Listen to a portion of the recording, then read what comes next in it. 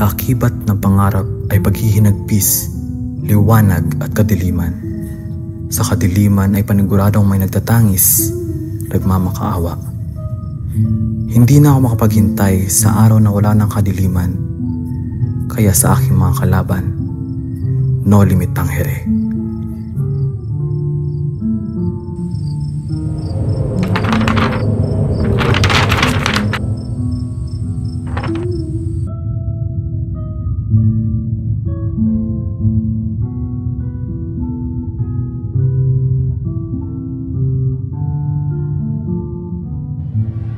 Maliligtas si Elias sa buwaya sa tulong ni Don Crisostomo Ibarra.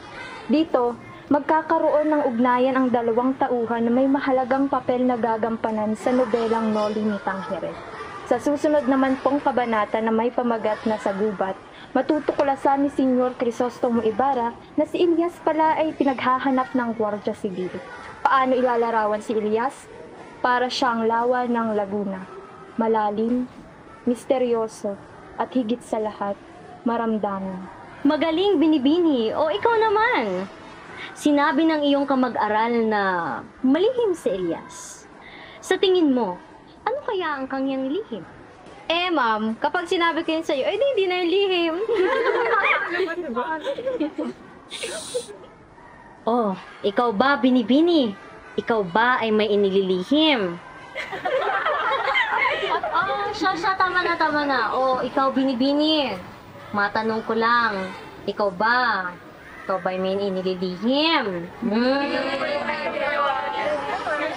O siya, hindi na mahalaga kung ano ang lihim. Ang kailangan nating mapag-isipan ay kung bakit may lihim. Ano ba ang dahilan kung bakit may lihim?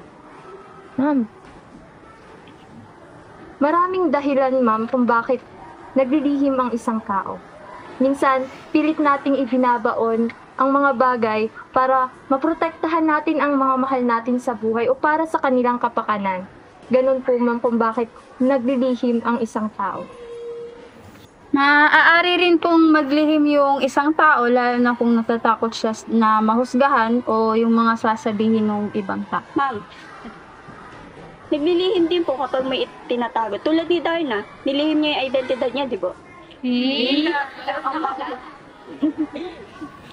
Tama. Shhh! Ano naman yun? Ano kayang meron sa batong ito? Bakit kaya niya ito nililihim? Kapangyarihan. Ang lihim ay kapangyarihan. At yun ang Noli. Ang Noli ay kwento ng kapangyarihan ng mga lihim. Ang lihim ni Maria Clara, ang lihim ni Crisostomo Ibarra, at ang lihim ni Elias. O siya, total, namanggit na rin naman ng inyong mga kamag-aral ang lihim. Alam nyo ba na may lihim sa kabanata ng Noli? Alam ba ninyo na may isang kabanatang hindi sinali si Dr. Jose Rizal noong ipinalimbag niya ang nobelang ito? Hindi nyo alam. Hindi po.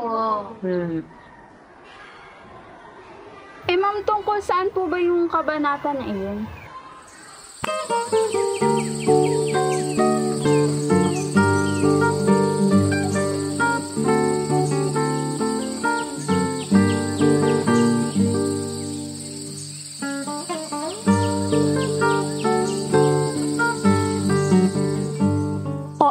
Nariyan ka na pala. Kanina pa kita hinihintay. Tingin ako ng tingin sa batisan. Subalit, hindi ako nagdaan sa batisan sa Lome. Sapagkat alam mo naman, maraming Guardia Civil na nag-aabang doon. Natatakot ako, Elias. Huwag kang matakot sa Lome. Papatnubayan ako ng iyong mga dalangin. Pero teka, maiba ako. Kamusta ang kasiyahang dinaluhan mo? Kasiyahan? Oo, ang kasiyahan. Marami bang nakapunta? Masaya ba? Halika, ikwento mo sa akin. Oo. Marami ang nagpunta, nagsayawan, at nagkantahan sila. Ako'y nagagalak sapagkat ang kasiyahan ng mahal ko ay kasiyahan ko na rin. Marami ng mga babae. Kinamayan mo ba? O kinamusta? hindi ko lahat sila nakilala. Pero, sa kanila ang kasintahan ng binatang nanggaling sa Europa. Ang kasintahan? Anong pangalan ng kanyang katipan? Maria Clara, hindi ba't narinig mo na ang pangalan na iyan? Oo, naalala ko. Maganda nga siya at mabait pa, di ba? Marami bang binatang patakaw na sumilip sa kanya? Hindi ko napansin. Teka, Salome. Bakit ka umiiyak? Wala, Elias. May naalala lang akong malungkot na pangyayari. Salome, may bumabagabag ba sa iyong isipan? Sabihin mo sa akin, ako ay kaibigan mo naman, hindi ba? Marami na ako sa iyong pinagtapat na suliranin para na tayong magkapatid. Isama mo ko sa iyong kalungkutan. Sabihin mo sa akin ang iyong pag-agam-agam. Hindi na magtatagal, Elias, at aalis na ako sa bahay na ito. Ngunit, bakit ka pa aalis, Salome? Dahil kapag ginawa ko iyon, mababayaran ko na ang pagkakautang ng yumao kong ina. Ngunit paano? Matataba na ang manok at pabo. May bibenta ko na sila. Nalalapit na ang pesta at alam kong magkakaroon ng garbuhang handaan. Kaya naman, natitiyak ko na maraming bibili sa akin. Madaling mabayaran ang pagkakautang, Salome. Pero ang layuan at talikuran, ang bayan na iyong minahal ay hindi agad mawawala sa iyong puso't isipan. Tama ka, Elias, tama ka. Bakit ka aalis, Salome? Sabihin mo sa akin ang totoong dahilan. May gusto bang tumapak sa iyong karapatan o magnakaw ng iyong karangalan? Sabihin mo sa akin, pinagsasawaan mo na ba ang isang tulad ko? Kinamumuhian mo na ba ang isang tulad ko? Paano kinamumuhian, Elias? Ikaw ang lahat-lahat sa buhay ko. At naalala ko pa nung bata pa ako. Halika rito, sumugal ka ng 10 minuto. Sabay tayong maglalayag sa kawalan, sakay ng ating isipan.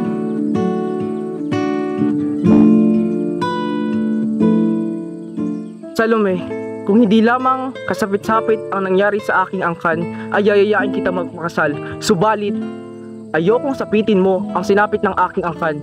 Dahil, mahal kita, Salome. Subalit, isang pagmamahal na hindi dapat iparinig, ipakita ni kanino man. Kaya, mas mabuti na lamang sigurong lisanin mo na ang tahanang ito at kalimutan mo na rin ako. Akala ko isasama ka sa akin. Patawad, subalit ang bagay na yan ay hindi ko na magagawa sapagkat may pangako akong binitawan sa mga taong inaalipusan ng ating lipunan. Aalis ako at lilisanin ang bahay na to. Pero ipangako mo, Elias, ha? Natitirhan mo ang tahanan ko. Lisanin ko man ang lugar na ito. Alam kong may papangako mo sa akin na iingatan mo ang tahanan ko. Dahil ikaw at ang dampang ito ay iisa. Maraming salamat, Salome. Hangad ko ang iyong tagumpay saan ka man makarating. Mag-iingat ka. At kung sakaling hindi umayon ang panahon, hahayaan ng tadhana gumawa ng paraan. Tatakbo di ka papakawalan. Saglit lang tayo muna. Mahal ko! Ma'am, yun na po ba ang wakas ng Kabanata X? Saan po nagpunta si Salome? Si Elias po kaya, saan po siya napadpad? Oo, di ba? Saan siya napadpad? Ayan. At tulad nga ng laging sinasabi sa mga aklat, lahat ng mga nangyayari ay may dahilan. Lahat ng paglisan ay may rasong pinanggagalingan. O, ikaw, Binibini. Ma'am, hindi yun naman po sinagot yung tanong namin eh. Yan ay dahil kayo mismo ang lulutas sa mga katanungan ninyo. Ma'am, naging happy ending po ba yung kwento ni Elias at Salome? Nakita po ba silang muli? Crispin, Basilio, mga anak ko, nandito na ang inay. Crispin, Basilio. Crispin, Basilio, nandito na ang inay. Crispin, Basilio, Ale, nakita niyo po ba yung anak ko? Ale, Crispin, Basilio, Ale, nawawala po yung anak ko. Nakita niyo po ba yung anak ko? Anak, Crispin, Basilio, anak, nandito na ang inay. Crispin, Basilio, nandito na ang inay. Ale, nakita niyo po ba yung anak ko? Ale, Crispin, Basilio. Nay, mga buwan niya si Bill. Nakita niyo ba mga ali, nakita niyo pa ba yun? Ayoko! Di! Ayoko na! Tama na! Ayoko na! Nay! Nay! Ayoko na! Binaon niyo ako! Ayoko na! Sige! Ayoko na! Tama na! Ayoko na po! Tama na! Ayoko na!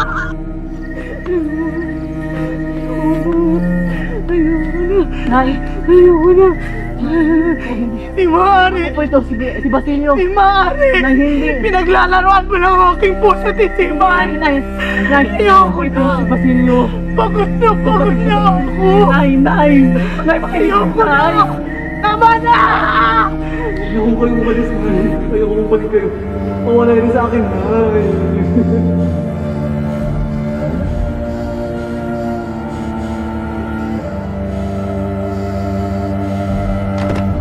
Basilio! Anak! Basilio, anak! Anak! Basilio, anak! Basilio! Basilio, anak ko! Basilio, anak ko! Basilio, anak! Anak!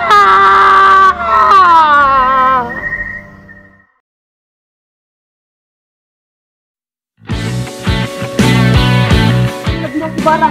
Abot na tayo nila! Mga palapas ka! Matigil!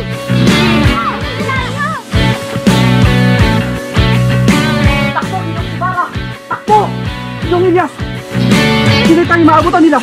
Ano pare-parehas ang anyo sari sa ring kwartong buko. Ginong Ibarra, mabuti man nilaki natin sila.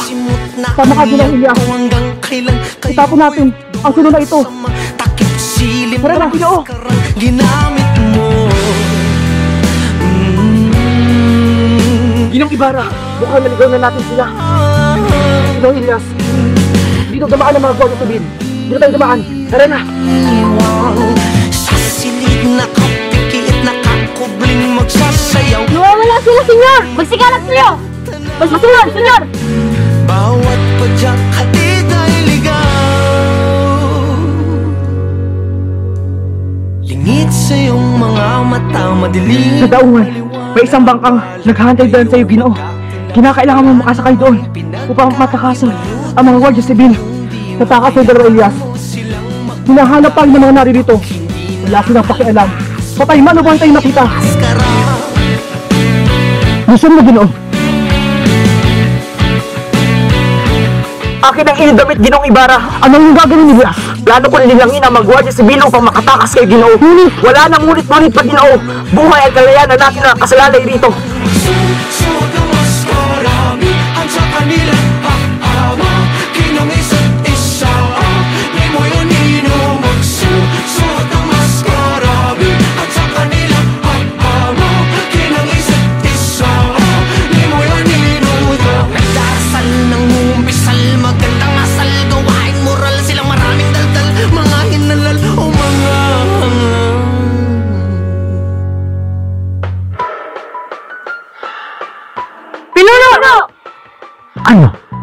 Hanggang ngayon, tatanga-tanga pa rin kayo? Ano pang hinihintay ninyo? Taputukan ninyo! Ama! Ayos na ako, Ginoo! Elias, natsugan na ng gabi. Sa libingan ng aking lolo. Doon tayo magkita, Elias.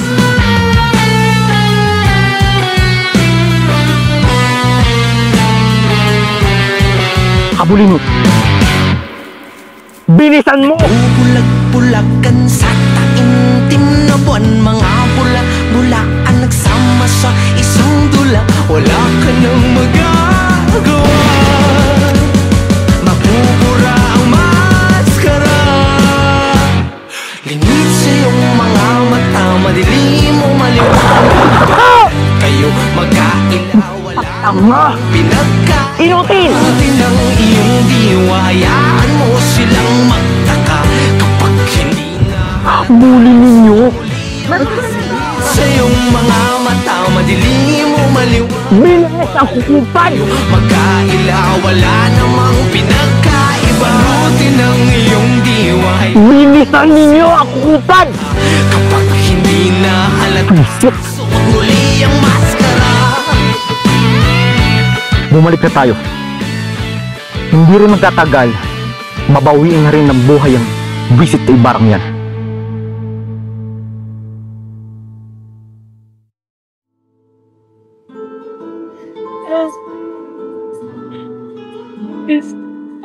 Nay! Nay!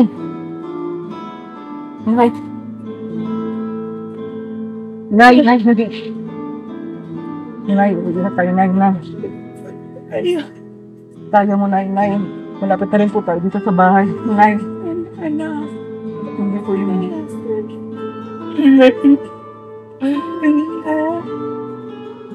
Anak po.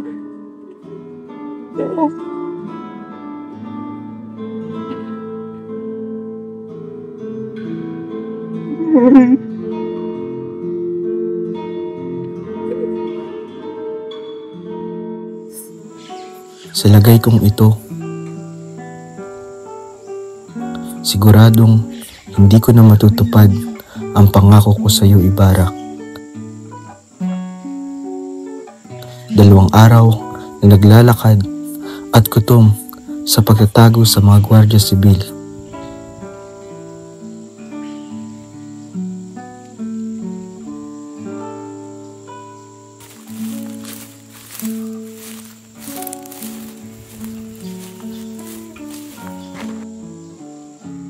Ang iyong ina, Basilio. Tama ba? Ginong Elias.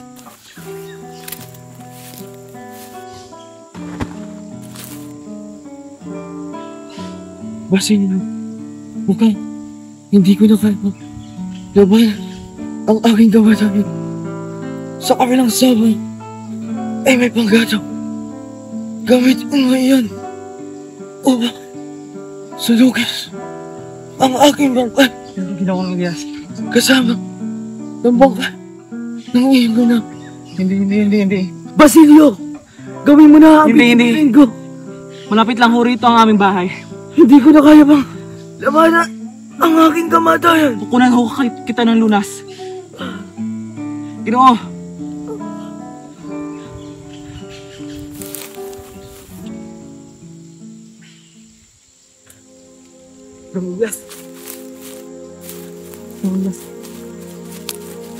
Elias, gising. Bibila na po ako ng gamot. Elias.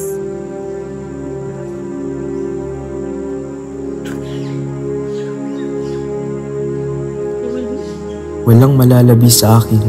Mamamatay akong hindi mamamalas ang pagsikat ng araw sa aking bayan. Kayong makakakita sa pagbubukang liwayway. Malugod niyo siyang tanggapin at namugunitain ang mga nabuwal sa dilim ng gabi.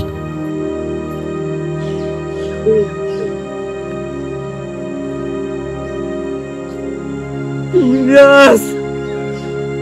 Sa aking paglisan, Baon ko ang iyong lubos na pagmamahal. Hindi ko sigurado kung kailan muli kang mahal. Alaala ay aking babaunin, hindi malilimutan aking damdamin. Lubos ang galak at tuwa. Paalam, mahal ko, salamat sa iyo. Hanggang sa muli, hanggang sa huli. Paalam, mahal ko, salamat sa iyo. Hanggang sa muli, hanggang sa huli. Nagtapos ang nobelang ito na puno ng pagtangis, kadalamhatian at pagkabigo. Dito nagtatapos ang kwento ni Elias at Salome sa nobelang Nolingha.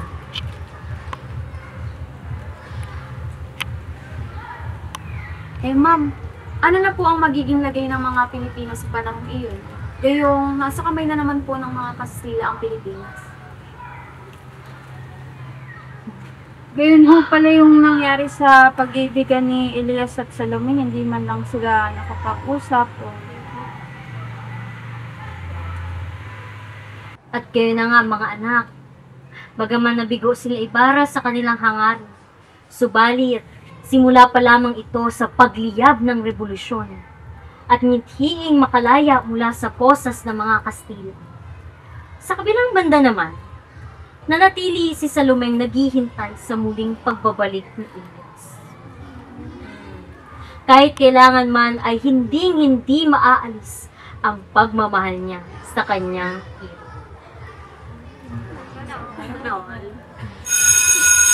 Ay, o paano ba yan? Wala nang oras. Magsitayo na kayong lahat. Gustuin ko mang magbahagi pa sa inyo ng mga kwento ay wala na tayong natitirang oras. Kaya, paalam na sa inyo, grade 9 Akasha. Paalam na rin po! Ay, ma'am! Sige. Kain tayo, nagutom na ako. Gutom na ako kanina kape. Tara. Yes.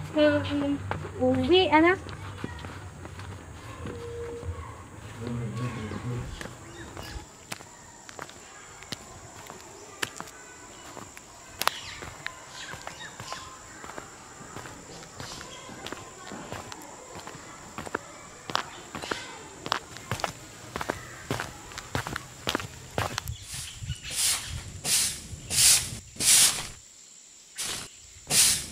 Lola! Lola, di ba sabi ko sa'yo? Sa loob mo na lang ako ng bahay hintayin. O, halika na dito. Dan. Ako na.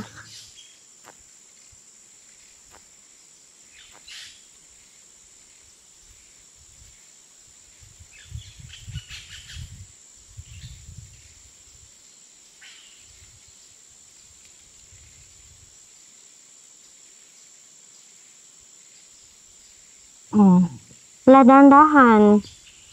Buka na. Nakikilala mo pa ba ako? Si Lola Umi, nangingilala na naman. Ay, dito ka na lang.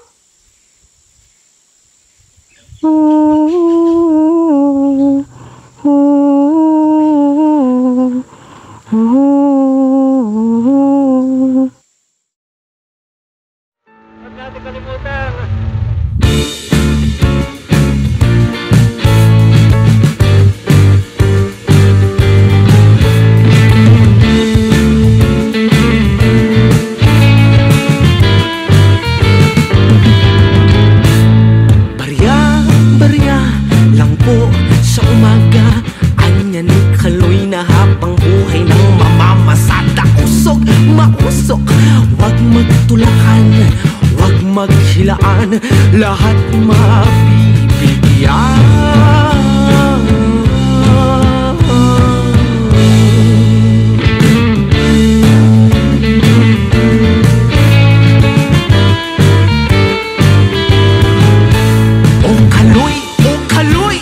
sa'yo raw ang lunas.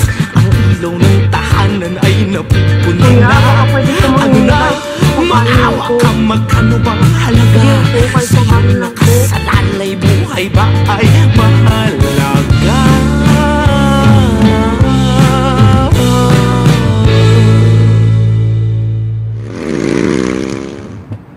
Pasok!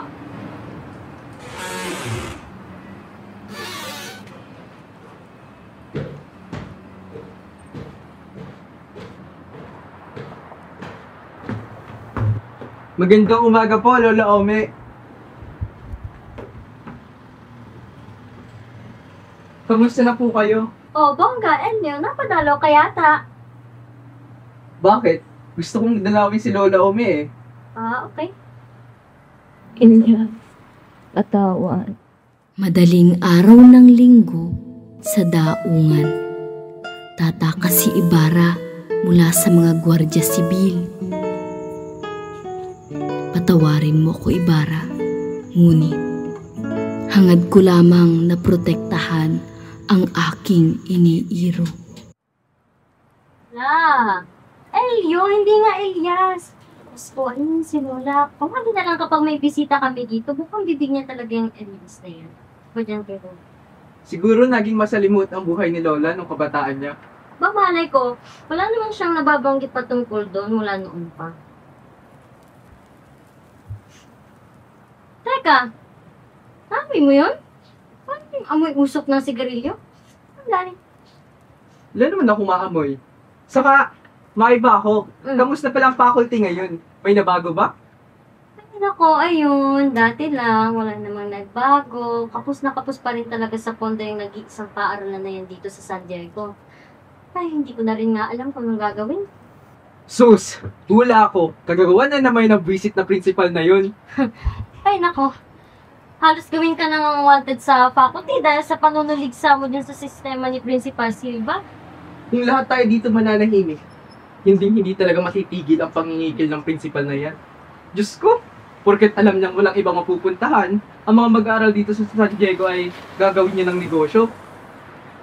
Hindi natin alam. Baka naman para sa mabuting bagay naman ang pagpupuntahan ng mga perang malilito. Ha? Mali natin.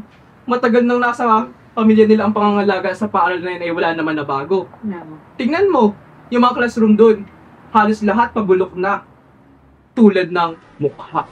Narito akong muli para sabihin sa inyo na magkakaroon tayo ng isang programang pamparalan. Nagaganapin ko sa mga mundo. Nais ko lamang na Humingi ng mabuting tulong pinagsaal para sa gagawin nating aktividad. Malinaw na ako para sa inyo. Alam mo naman na sobrang kunti ng pondo ng pangalan ito. Kaya sana ay maunawaan mo. Paalam, grade na Nakasha? Paalam na po, Ginoong Silva.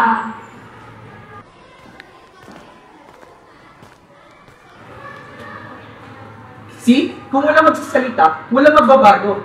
May kasabihan nga tayo, di ba? The best way to prevent history from repeating itself is to learn from it.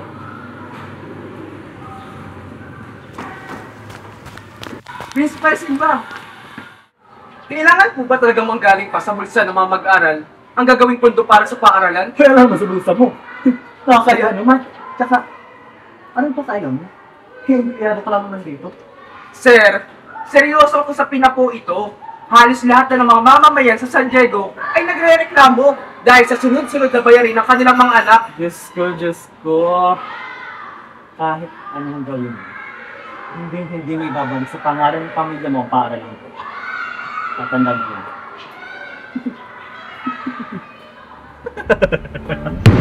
Kailangan ng matulukan ang pamumuno ni Principal Silva para matapos na ang korupsyon sa institusyong ito. Tama. Wala nang nailalaan na pondo para sa mga kagamitan at materyales dito dahil kinakamkam at ibinubulsa niya ang pondo ng paaralan ng San Diego. Oras na para wakasan ang pangingikilala ng pera sa mga bayan. Paano? Halos lahat tayo kapit siya leeg. Walang sino man na makakapalaya sa kanya. Maliban na lang kung makakahanap tayo ng ebidensyang magpapatunay ng kanyang mga pinaggagawa. Kaya bukas na bukas, magpapaimbestiga tayo. At kung malaman nating tama ang ating hinala, katapusan na ng principal na yan.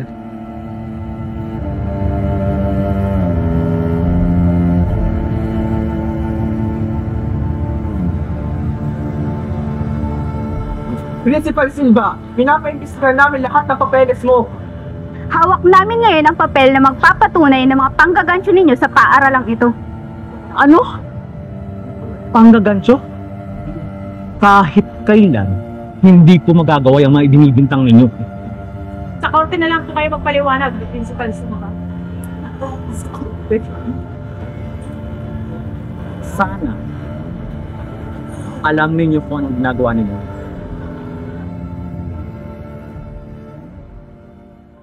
Ngayong napatalsik na si Principal Silva, sino nang susunod na mamumuno ng paaralang ito?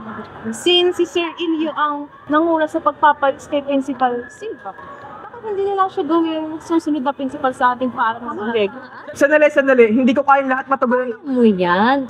Oportunidad na mismo ang kumakatok sa'yo para mapabago ang sistema ng paaralang San Diego. Kaya, kayanin mo. Kaya niya. Maraming salamat sa inyong pagtitiwala. Asahan nyo ang malaking pagbabago sa paaralang ito. Sa ilang dekadang paghihintay, natapos din ang paghahari-harian mo, Silva. Maibabalik muli ang reputasyon ng aking pamilya. Hindi talaga kayo natuto. If sa historia repeated, history repeat itself. Ang bilis nyong magtiwala, kaya ang bilis nyo rin maloko. Ni hindi nyo man lang alam kung paano alamin ang totoo sa hindi. O Pilipinas, kay sarap mong mahalin.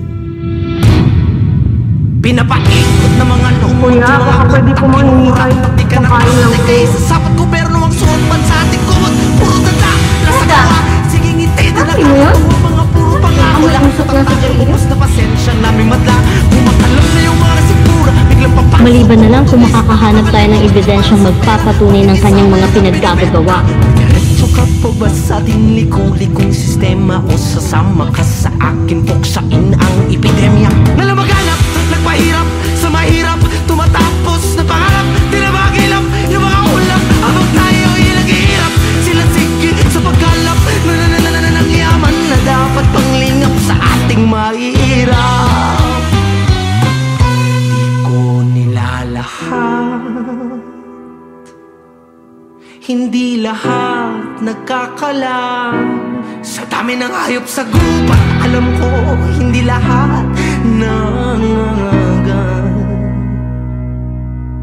Silipin mo sa daksipat, makikita sinong tapat. Hindi sapat ang iyong mata pagkat hindi ka pamula. Kahit nakapikit mata, naririnig kita. Kahit nakatakip tenga, nakikita kita. Hindi ako perfecto katulad ng iba. Pero kahit nakapikit mata, naririnig kita.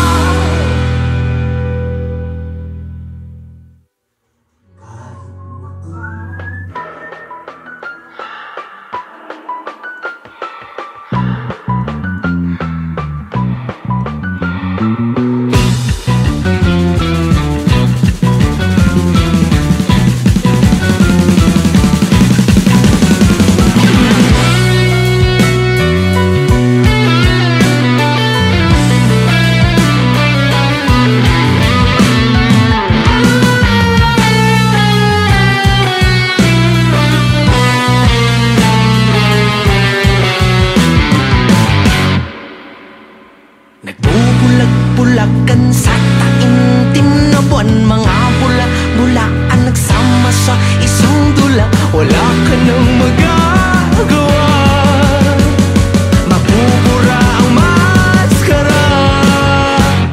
Lingid sa iyong mga mata, madilim o maliwanag. Balat kayo magkaila, wala namang pinagkaiba. Palutin ang iyong diwa, hayaan mo silang magtaka. Kapag hindi na halata, suot muli ang maskara. Lingid sa iyong mga mata, madilim o maliwanag. Balat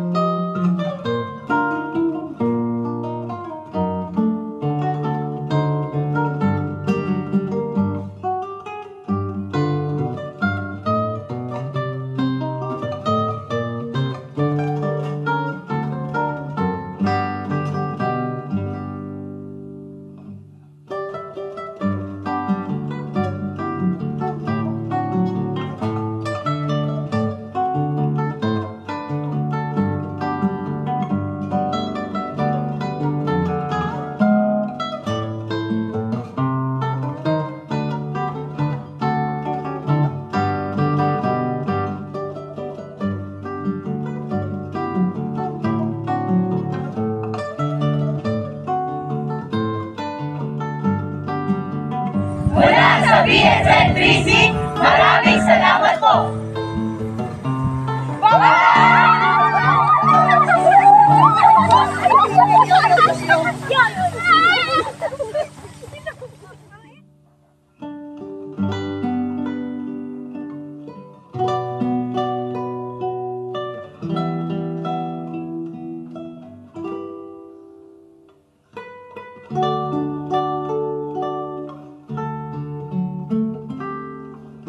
E. Alonzo Wurzbach.